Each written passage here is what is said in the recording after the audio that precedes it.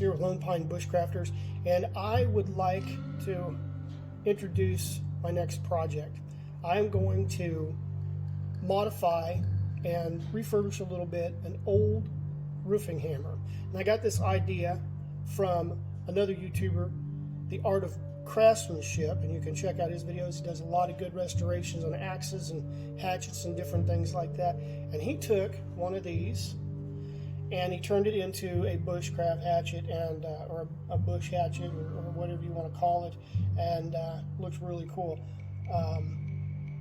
Turned it into a throwing hatchet. What he did. I think they look like Viking hatchets, and I'm going to attempt that with this old roofing hammer. Now, I found this over in Jamesport, Missouri. If you don't know anything about Jamesport, Missouri, it's an Amish community with tons of antique and collectible stores, and you'll not find anything like this, I don't think, anywhere else.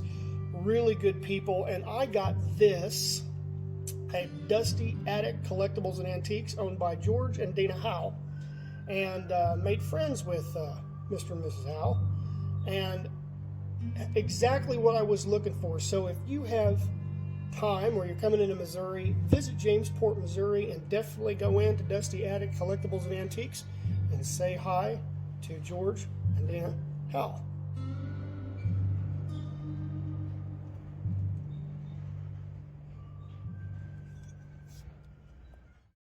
In order to release the handle, I have to get all these nails out of the end.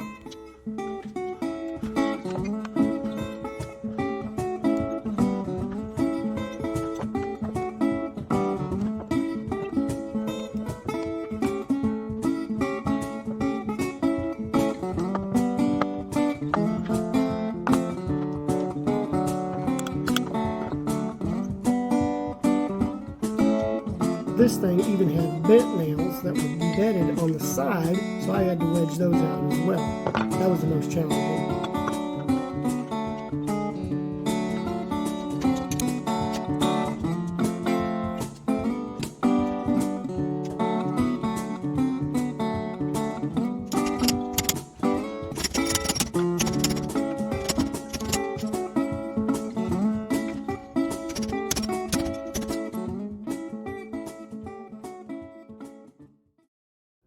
Now I need to mark the shape of the hatchet that I want and indicate the pieces that I want to cut off.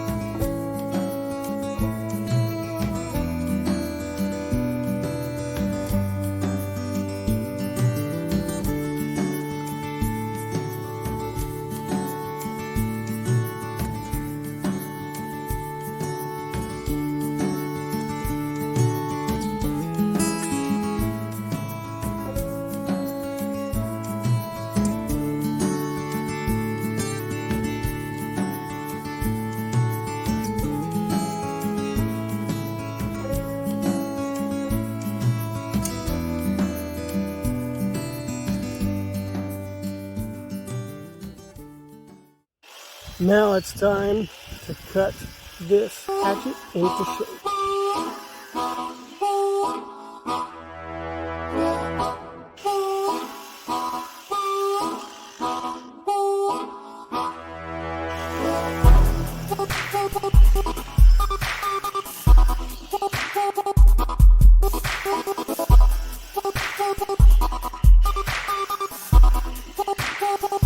A wild piece.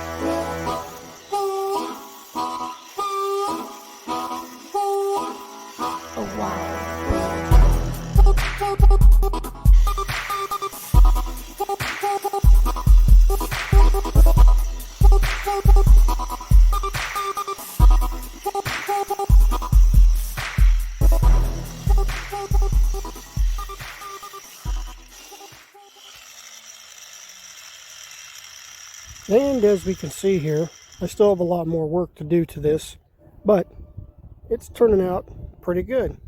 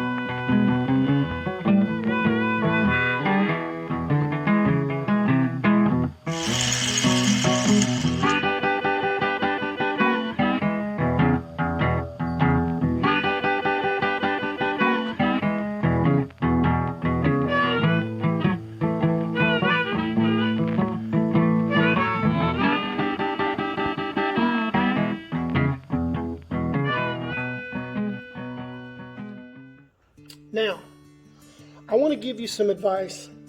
I have done stuff like this since I was a kid, okay? I'm talking small. I was getting a hold of my dad's tools when I was probably, I don't know, 6 or 7 years old. And I've learned a lot, and I've gotten used to a lot. Sometimes I can stand a lot of sparks flying without safety goggles, but let me tell you something, don't do it.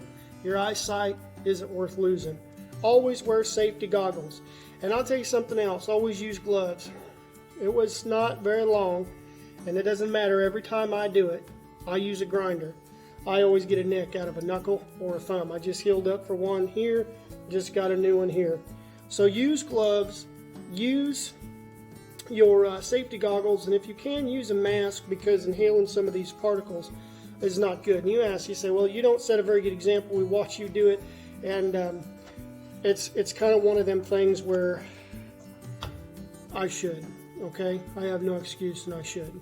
So don't take my videos as to how to use tools, but you can definitely take it and how to do something like this. You can also view a very fine craftsman at The Art of Craftsmanship on YouTube, which is where I got this idea. And this is turning out to be one of my favorite things. I'm going to use this hatchet a lot in the timber. The other thing is when you're changing your grinder wheels, okay, you want to make sure that you unplug your grinder first, because what happens is you have to lock this wheel with a button, okay? This button also makes the grinder go. If you do that and you have your tool here, you could cause yourself some serious damage and tear up your grinder as well. So make sure you unplug your grinder first and then go to change your wheel, okay? Now I also take the advice from others as to when you're doing this, to keep the tempering on your metal that this has, keep it cool, okay? Now I like my stuff looking rough and natural. I like looking, making it look like it's just, from the dark ages or the cowboy age or whatever, not modern 21st century. So I like to keep it looking rough. I'm gonna knock off the burrs, but I'm going to keep it to where it just looks old. I am going to get it sharper. I'm going to knock off burrs anywhere I need to with a little file,